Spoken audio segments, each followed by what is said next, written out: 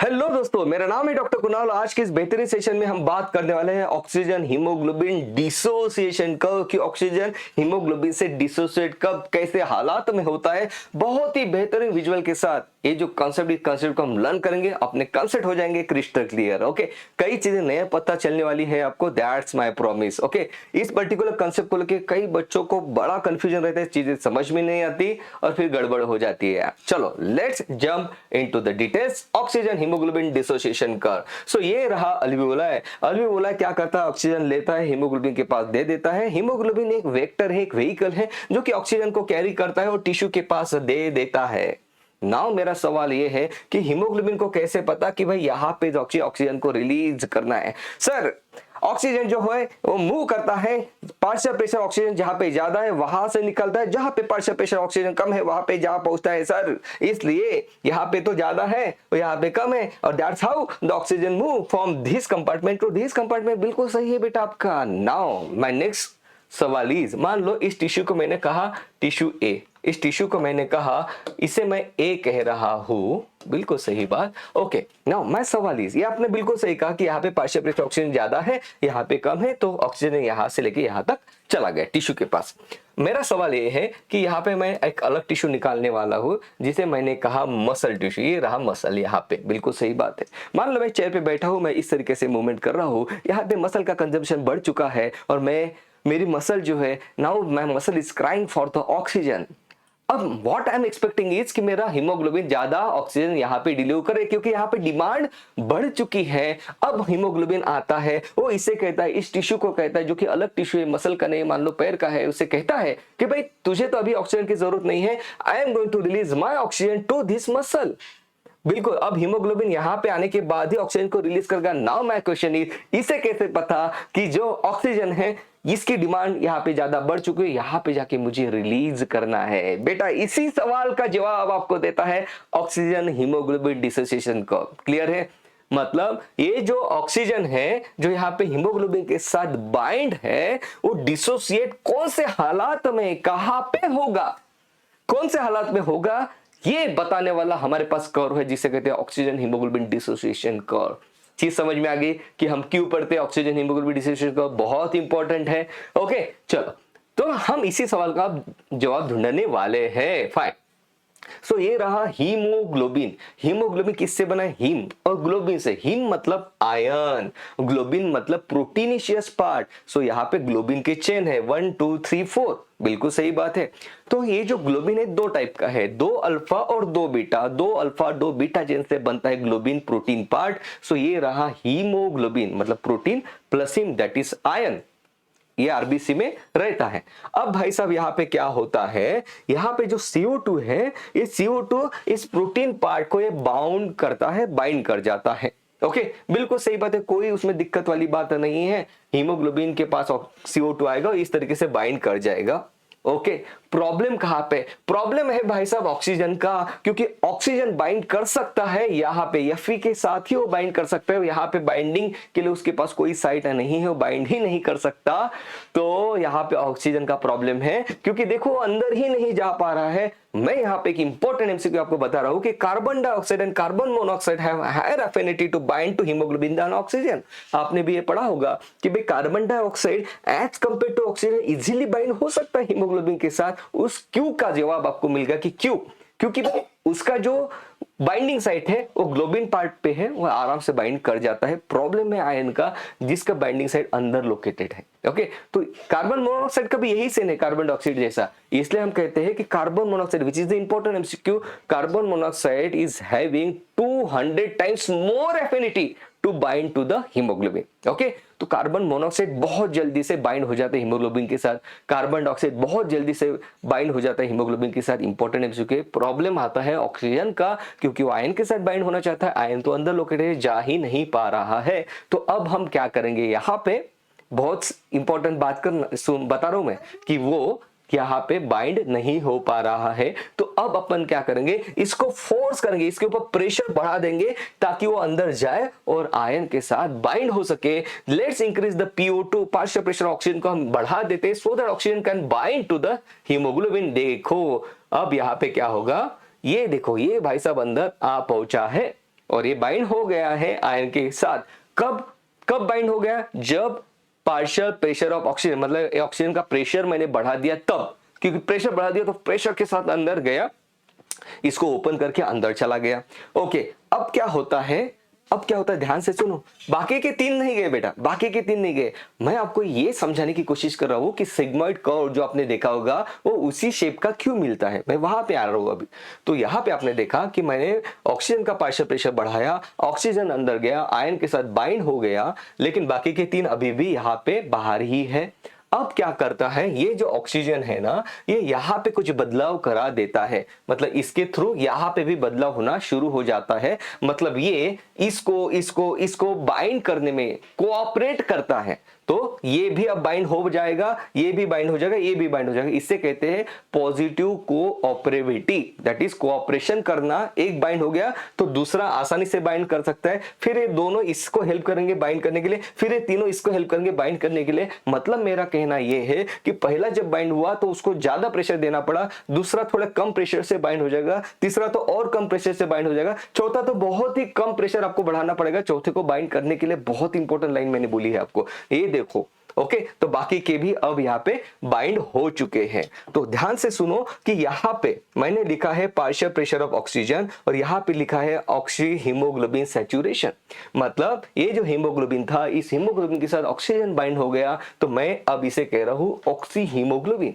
Okay, तो मुझे यहाँ पे दिख रहा है कि सबसे पहले पहला ऑक्सीजन मॉलिक्यूल आया तो मैं कहूंगा कि 25% सैचुरेट हो गया। फिर दूसरा आया तो मैं कहूंगा कि ये जो ऑक्सीहीमोग्लोबिन है 50% सैचुरेट हो गया। फिर तीसरा आया तो मैं कहूंगा 75% सैचुरेट हो गया। चौथा आया तो मैं कहूंगा 100% सैचुरेट हो गया। अब भाई पांचवा नहीं आ सकता, एक हीमोग्लोबिन 4 ऑक्सीजन को ही कैरी कर सकता है। तो यहाँ पे देखो, यहाँ पे मैंने लिखा है पार्शियल प्रेशर ऑफ ऑक्सीजन, ये रहा ऑक्सीहीमोग्लोबिन। सो यहाँ पे जैसे मैं बात कर रहा हूँ इस पार्शियल प्रेशर पे ये जो हीमोग्लोबिन है ऑक्सीजन को बाइंड ही नहीं करने देता। हमने अभी देखा, हमने कहा कि PO2 को आपने बढ़ाना, आपकी मजबूरी, बढ़ाना ही पड़ेगा आपको। तो यहाँ पे देखो, अब मैं इसको बढ़ा रहा हूँ, अब मैं यहाँ पे पार्शियल प्रेशर को बढ़ा रहा हूँ, मैं यहाँ तक लेके आया और यहाँ पे सबसे पहला जो ऑक्सीजन है ये बाइंड कर जाता है हीमोग्लोबिन के साथ।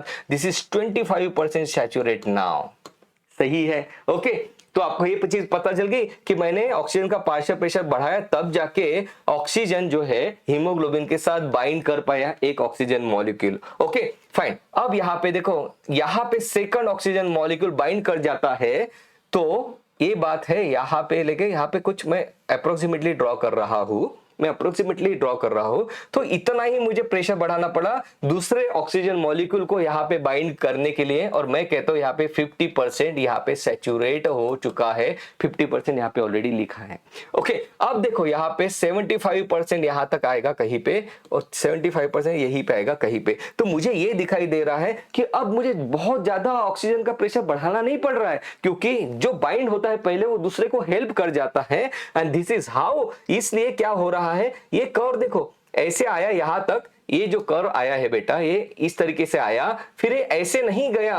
क्यों नहीं गया? क्योंकि जो पहला ऑक्सीजन आता है दूसरे ऑक्सीजन मॉलिक्यूल को हेल्प करता है बाइंड करने के लिए, तो उतना ऑक्सीजन का प्रेशर आपको बढ़ाना नहीं पड़ता है। तो ये जो कर्व है ये इस तरीके से ऊपर, थोड़ा सा हल्का सा ऊपर जाते हुए हमें दिखता है। मतलब कम ऑक्सीजन के प्रेशर में ही आप बाइंड कर जाते हो। और यहाँ पे देखो, यहाँ पे 1 मिनट, और यहाँ पे ये 100% यहाँ पे बाइंड हो जाता है कहीं पे अराउंड।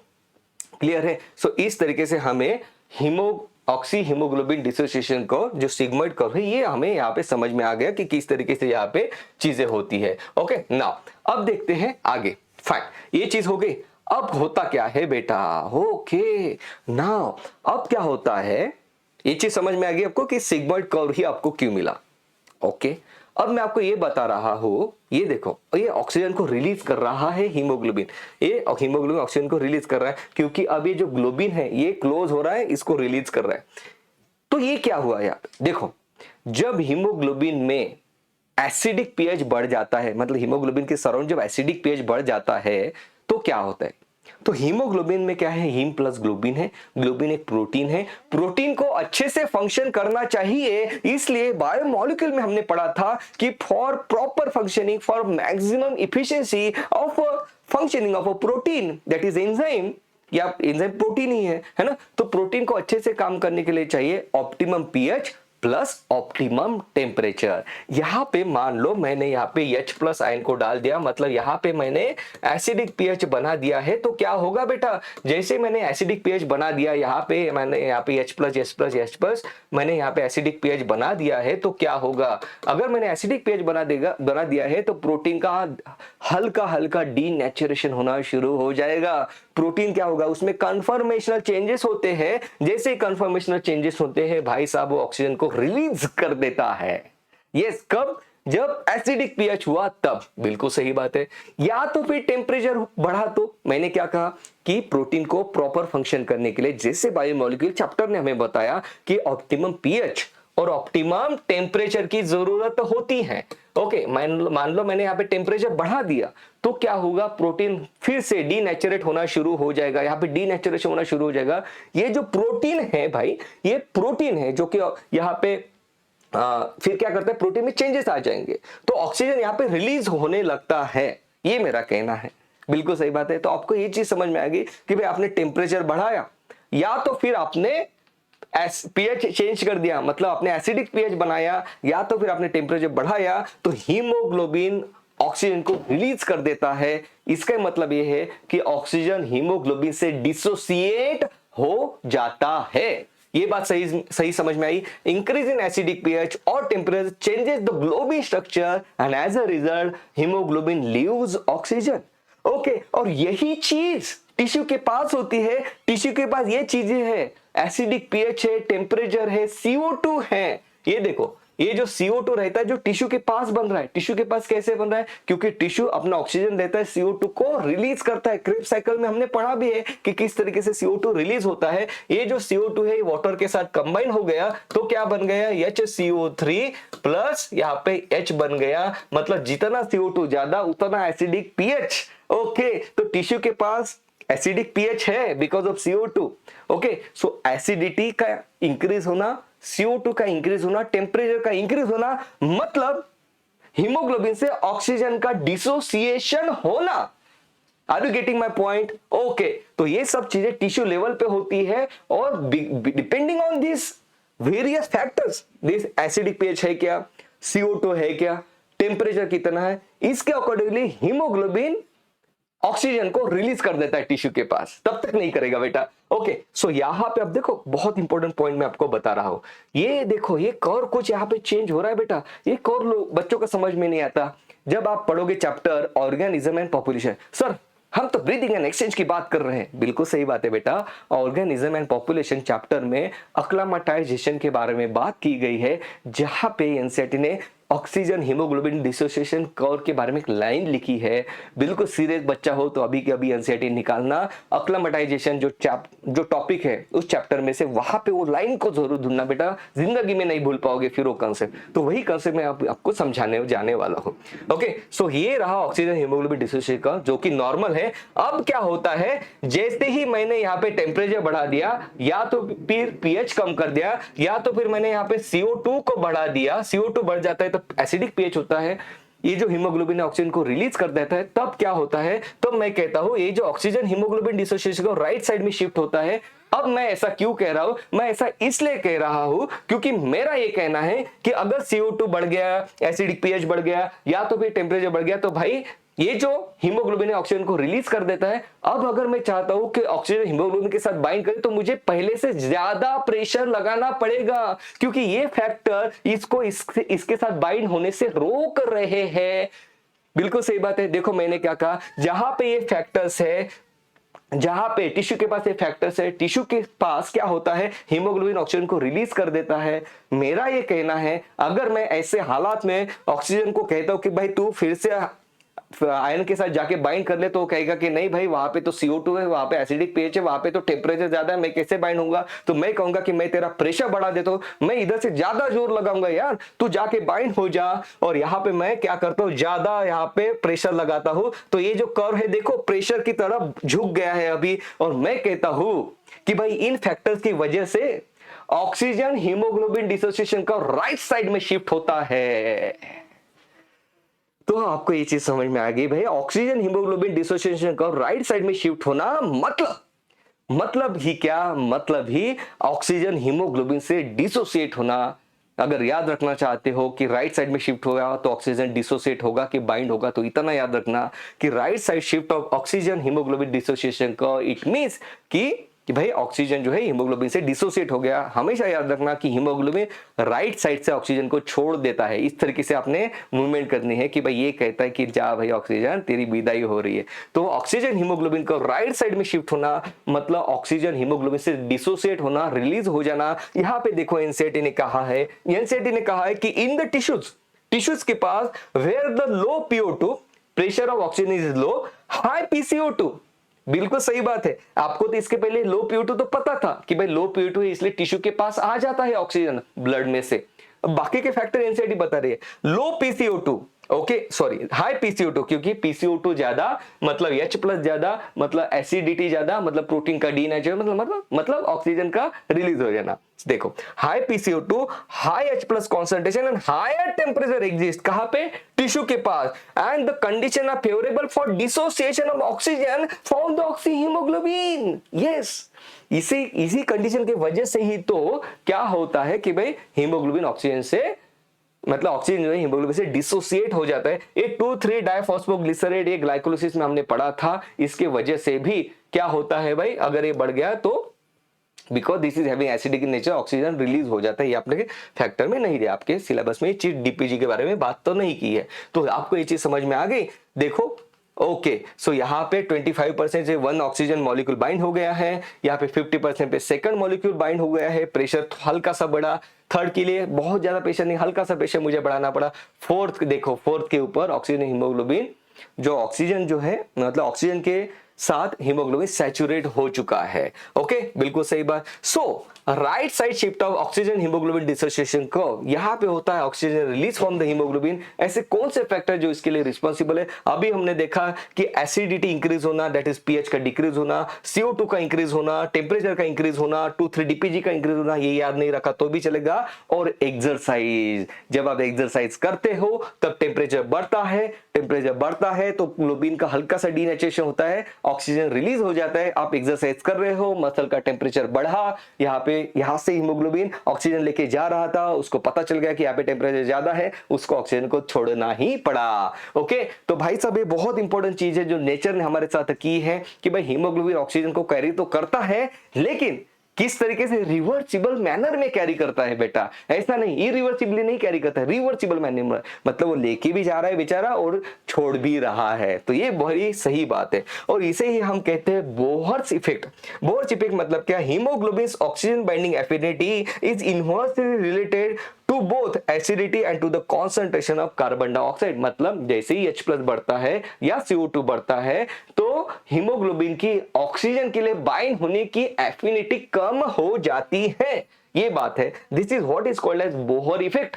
जो अभी हमने देखा कि भाई CO2 इंक्रीज हो गया या H+ इंक्रीज हो गया तो हीमोग्लोबिन ऑक्सीजन के साथ बाइंड नहीं कर पाता, छोड़ देता है। ओके तो उसे हम बोहर्स इफेक्ट कहते हैं। यहाँ पे एक MCQ में आपको ट्रिक बता रहा हूं कि बोहर्स के पास क्या है, R है, मतलब बोहर्स इफेक्ट मतलब right side shift of oxygen haemoglobin dissociation को।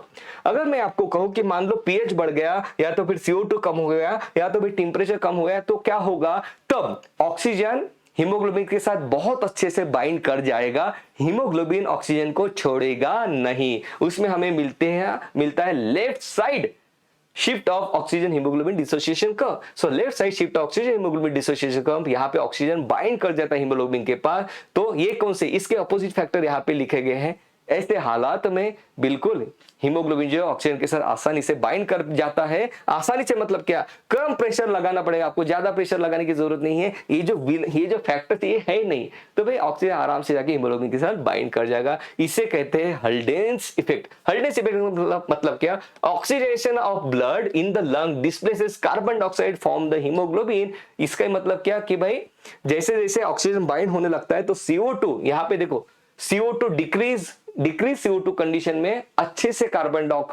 से ऑक्सीजन हीमोग्लोबिन के साथ बाइंड कर जाता है। ये है हल्डेन्स का कहना।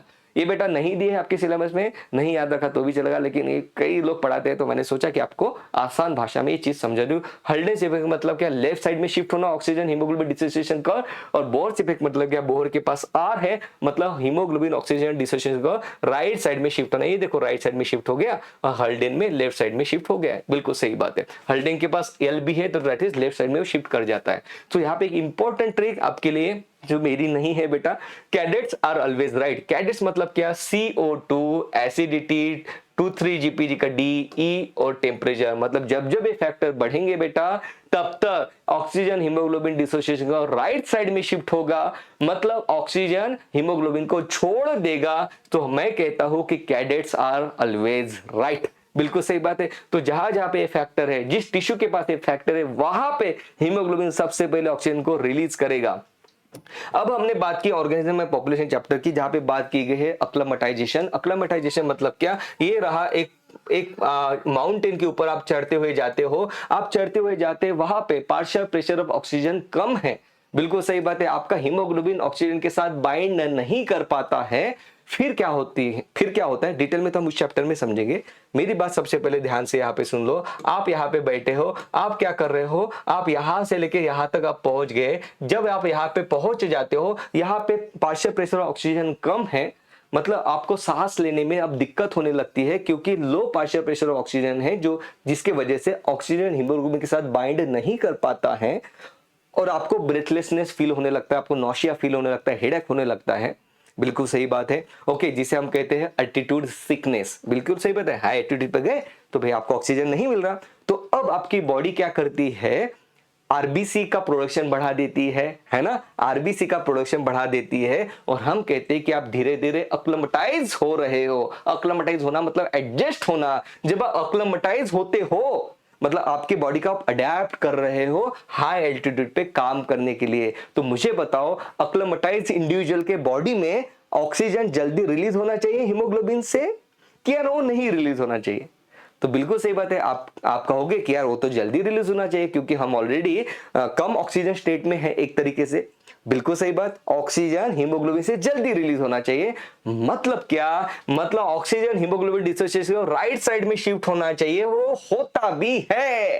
ये लाइन भाई इस चैप्टर में दी है कि अक्लमटाइजेशन के बाद बिल्कुल, मतलब जब आप अडेप्ट हो जाते हैं तो आपको ये दिखेगा कि it shift the oxygen haemoglobin dissociation curve to the right, मतलब अब इस फैक्टर में हीमोग्लोबिन से ऑक्सीजन अच्छे से बहुत जल्दी से डिसोसिएट हो जाता है, क्योंकि ऑलरेडी भाई एटमॉस्फेयर से आप ऑक्सीजन नहीं ले रहे हो, तो जितना लेगे बिल्कुल जल्दी से जल्दी आप छोड़ दोगे, लोगे जल्दी से जल्दी टिश्यू के पास आप छोड़ देंगे। तो ये था आज का अपना कंसेप्ट। ओके, तो एक बार आगे बढ़ने से पहले कुछ चीजें और अच्छे से देख लेते हैं कि यहाँ पे देखो कि एक चीज नोट कर लेना आप कि ये रही ग्लोबिन चेन। ग्लोबिन चेन के पास क्या रहता है, COOH एंड NH2 ये ग्रुप रहते हैं, आपको पता है, कार्बोक्सिल एंड अमीनो एसिड के टर्मिनल है ये। ओके, तो यहाँ पे जो CO2 बाइंड होता है ये यहाँ पे बाइंड होता है ग्लोबिन के पास, और जो ऑक्सीजन बाइंड होता है ये यहाँ पे बाइंड हो जाता है। तो मेरा ये कहना है कि एक ही हीमोग्लोबिन मॉलिक्यूल के पास CO2 भी और ऑक्सीजन दोनों को साथ में कैरी कर सकता है, क्योंकि दोनों की बाइंडिंग साइड बिल्कुल अलग अलग है।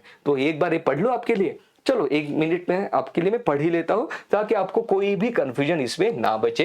Haemoglobin is a red colour ion containing pigment, ion है, बिल्कुल सही बात है। Oxygen can bind with the haemoglobin in reversible manner में बाइंड कर जाता है टू फॉर्म ऑक्सी हीमोग्लोबिन, बिल्कुल सही बात। ईच हीमोग्लोबिन, हर एक हीमोग्लोबिन जो है कितने ऑक्सीजन के साथ बाइंड कर जाता है, 4 मॉलिक्यूल ऑक्सीजन के साथ बाइंड कर जाता है। Binding of oxygen with the haemoglobin primary related to the partial pressure of oxygen, बिल्कुल सही बात है। हमने कहा कि भाई ऑक्सीजन का हीमोग्लोबिन के साथ बाइंड होना ये पार्शियल प्रेशर ऑफ ऑक्सीजन के ऊपर डिपेंड है, आपको बढ़ाना पड़ा था तब जाके वो बाइंड हो पाया था।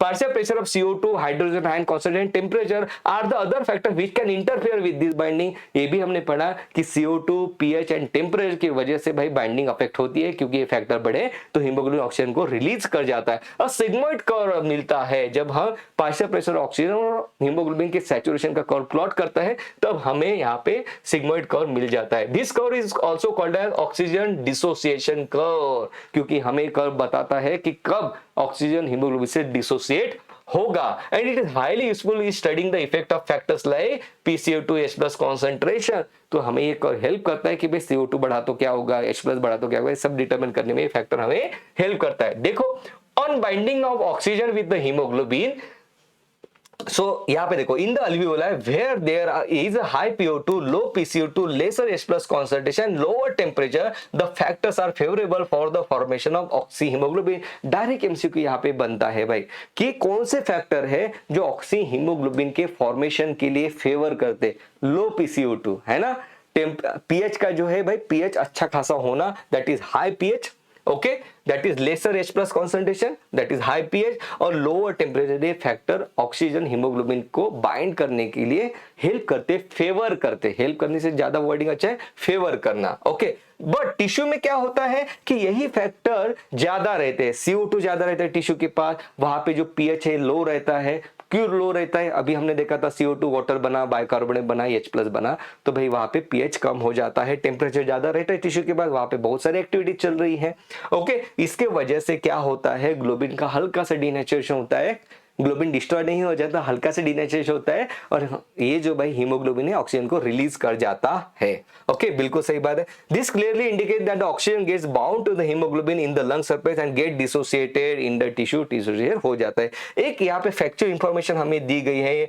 एनसीईआरटी द्वारा, every 100 ml of oxygenated blood can deliver around 5 ml of oxygen to the tissue. ये जो हीमोग्लोबिन लेके जा रहा है ऑक्सीजन को, तो कितना डिलीवर होता है टिश्यू के पास, 5 ml of oxygen, 100 ml of blood जाएगा तो 5 ml ऑफ ऑक्सीजन टिश्यू को डिलीवर किया जाएगा। तो ये इंपॉर्टेंट है MCQ। बेटा यहाँ तक तो था अपना ऑक्सीजन हीमोग्लोबिन डिसोसिएशन को। वीडियो अगर अच्छा लगे तो वीडियो को लाइक, चैनल को सब्सक्राइब करना मत भूलना। बहुत कोशिश की है मैंने कि कंसेप्ट आपका क्लियर हो जाए। वीडियो किस तरीके से आपको लगा मुझे कमेंट सेक्शन में जरूर बताओ। That was all about this session. Love you, take care, bye bye.